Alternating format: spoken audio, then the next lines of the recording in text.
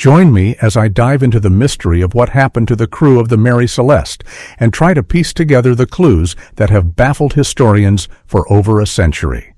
The haunting mystery of the Mary Celeste. The Mary Celeste is not just a ship lost to time. It is a legend that baffles historians, sailors, and mystery enthusiasts alike. Discovered eerily adrift in the vast, unforgiving expanse of the Atlantic Ocean. In December 1872, this merchant vessel was supposed to be on a straightforward voyage from New York to Genoa, Italy. Yet what should have been a routine journey became the foundation for one of the most chilling maritime enigmas in history. When another ship, the Dei Gratia, spotted her floating aimlessly, her sails half-furled, and her wheel gently creaking with the push of the ocean breeze, something felt off.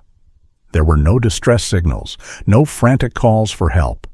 She was a ship without a soul, a ghostly silhouette against the endless blue. What awaited the crew of the Dei Gratia when they boarded the Mary Celeste has since become the stuff of legend. The ship was fully intact, its cargo undisturbed, and provisions for months still neatly stored below deck. But of the crew, 7 able-bodied seamen, along with Captain Benjamin Briggs, his wife Sarah, and their 2-year-old daughter Sophia, there was no trace. There are no signs of violence, no blood, no broken furniture, no evidence of a hasty departure. It was as if the crew had vanished into the salt-tinged air, leaving behind a ship that seemed frozen in time. Beds remained made. A sewing machine sat in place with a piece of fabric still threaded through the needle. Half-eaten meals, ghostly echoes of interrupted normalcy, lay undisturbed on the galley table. Every inch of the ship whispered of lives suddenly and inexplicably interrupted. Theories swirled like a tempest in the minds of investigators and armchair detectives alike. Pirates, mutiny, seaquakes, and even supernatural forces have all been proposed as possible explanations. But each theory comes with a riddle of its own. If pirates had attacked, why was nothing stolen? If a sudden disaster like a waterspout or rogue wave struck, why were there no signs of urgency or damage to the ship? If a mutiny occurred, why did the mutineers leave behind the very prize they sought? The more one peers into the foggy depths of Mary Celeste's story, the murkier it becomes. How could an entire crew, experienced sailors at that, vanish without a single clue left behind? Did they willingly abandon ship under some unknown threat, or were they lured into the depths by something beyond reason? Even now, with centuries of maritime knowledge at our disposal, the fate of the Mary Celeste remains one of history's most tantalizing enigmas. Theories abound, but answers remain as elusive as the crew themselves. To some, the ship is a testament to the power of nature's unpredictability. To others, it is a harbinger of something far darker, a spectral warning of forces we still do not understand. But one thing is certain. Once you hear the tale of the Mary Celeste, you will never forget it. She drifts not only on the waves of the Atlantic, but in the uncharted waters of the mind, a symbol of how little we truly know about the world beneath the surface. If there is one tangible clue in the ghostly tale of Mary Celeste, it is the absence of the lifeboat. But even this detail raises more questions than it answers. If the crew had been forced to abandon ship, logic dictates there would be evidence of a hasty departure, scattered belongings, overturned furniture, or at the very least, signs of urgency.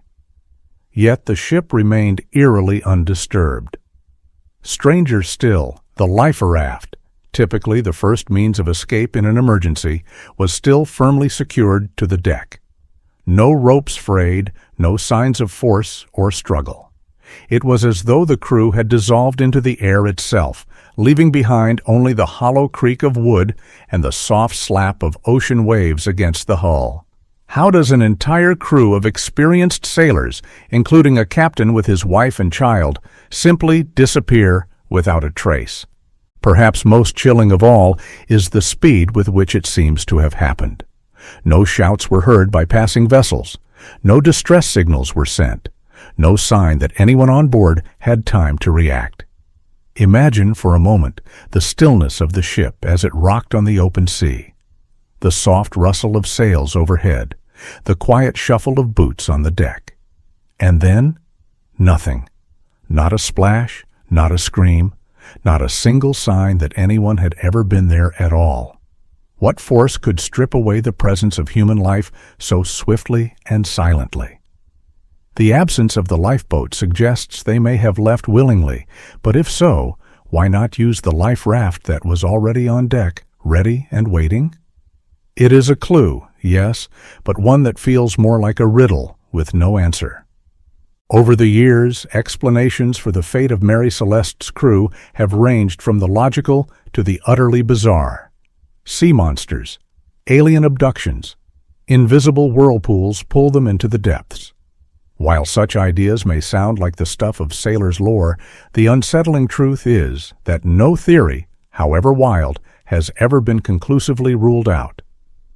But let's set aside the more fanciful explanations and consider possibilities grounded in reason. One theory points to the volatile nature of the ship's cargo, 1,701 barrels of industrial alcohol. Some believe that an accidental release of flammable vapor could have created an invisible but explosive threat. A sudden spark or even static electricity could have triggered a near explosion, terrifying the crew into abandoning the ship. But here lies the twist.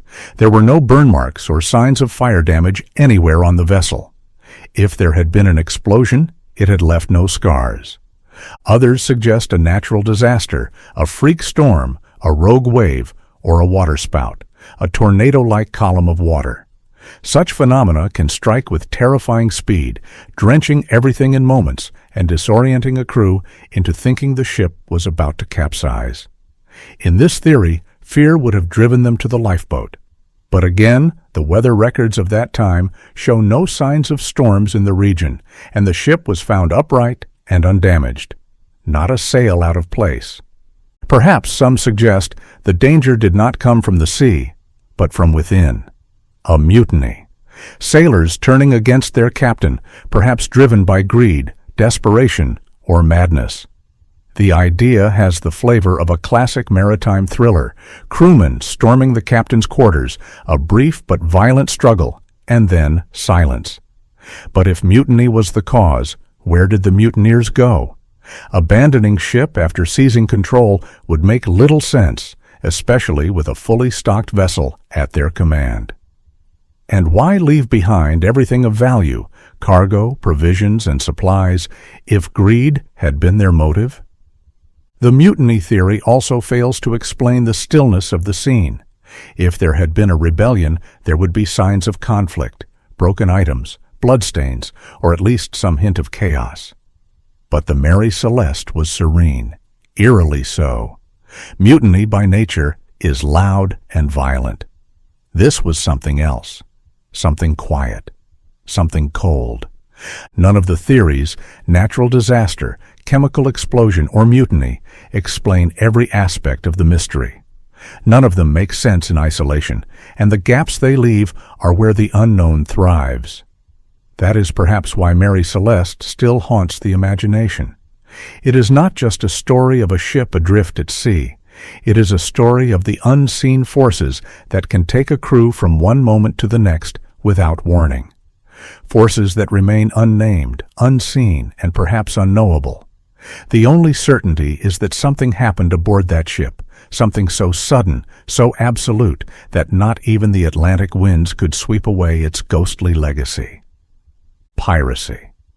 The word alone conjures images of swashbuckling marauders armed with cutlasses and pistols, storming the deck with bloodthirsty intent.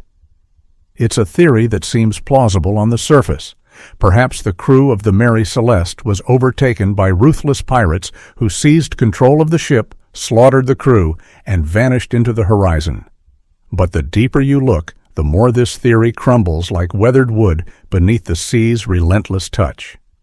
Pirates, by nature, are opportunists. They don't sneak in and out like ghosts. They take everything of value: gold, food, supplies, and sometimes even the ship itself. But when Mary Celeste was found adrift, Nothing was missing. The cargo of industrial alcohol was untouched, the personal effects and valuables of the crew were undisturbed, and the ship's provisions remained plentiful. Pirates have no reason to leave behind their spoils. And then there's the oddest part of all. There was no damage to the ship, no broken locks, no splintered doors, no signs of a struggle. If pirates had attacked, they had done so with the precision of phantoms, leaving not a single mark to prove they were ever there.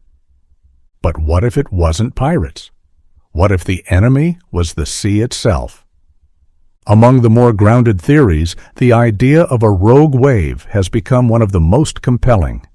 These monstrous, unpredictable walls of water can rise out of the ocean without warning, towering as high as 100 feet before crashing down with the force of a freight train.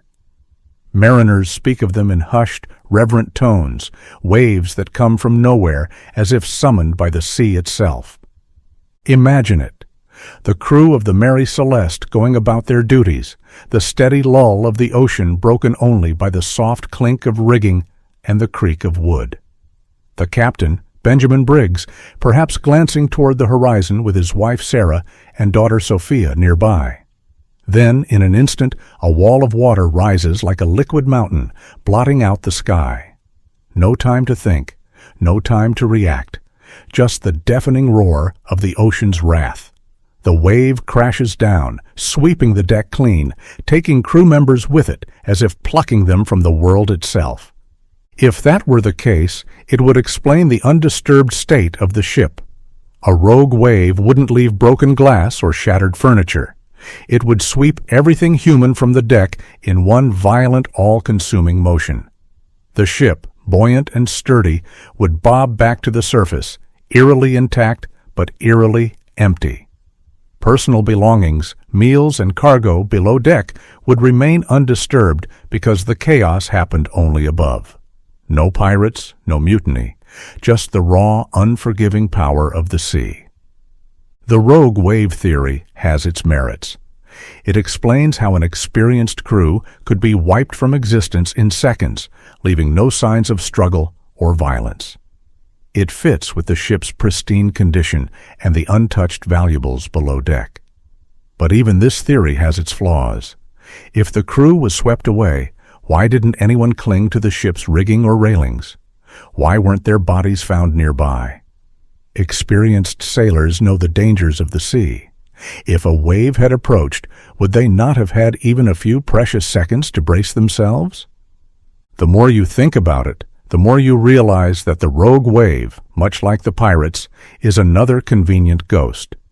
A theory that fits parts of the mystery but never quite explains it all.